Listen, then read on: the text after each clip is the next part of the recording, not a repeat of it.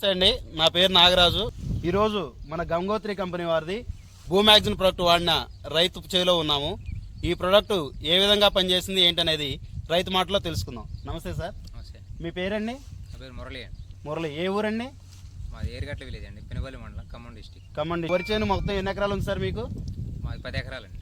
10 ఎకరాల్లో ఎన్ని ఎకరాలు కొడారండి? ఇది ఒక 5 ఎకరాలకి వేసానండి. 5 ఎకరాలు నాటేసి 20 రోజులు అవుతుంది. 20 రోజులు అవుతుంది.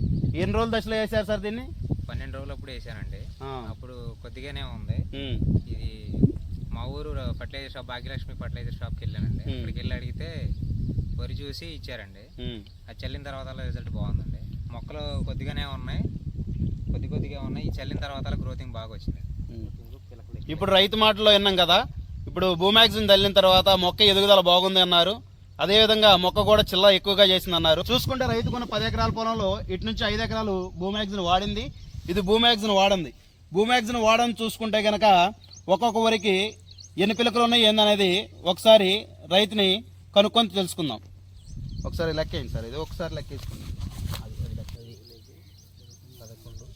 13 పిలకలు ఉన్నాయండి. 13 పిలకలు ఉన్నాయి. అదేవిధంగా ఇప్పుడు మన రైతు భూమాక్సిన్ వాడిన వరిని ఒకసారి లెక్కేస్తారు, చూద్దాం.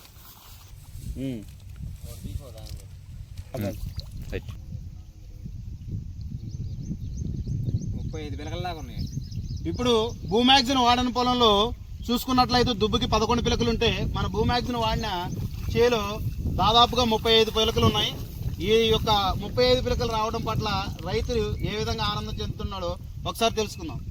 ఎట్లా అనిపిస్తుందండి మీకు? డెవలప్మెంట్ కూడా బాగుందండి. వేరు వ్యవస్థ బాగా ఉందా?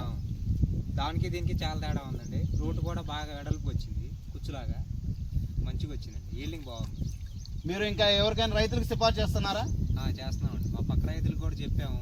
చూశారండి, మా పొలంలో చూసి వాళ్ళు కూడా వాడటానికి ట్రై చేస్తున్నారు. మేము పక్క వాళ్ళకి కూడా చెప్తున్నాం, పక్క రైతులు. Okay, thank you sir. Thank you అండి.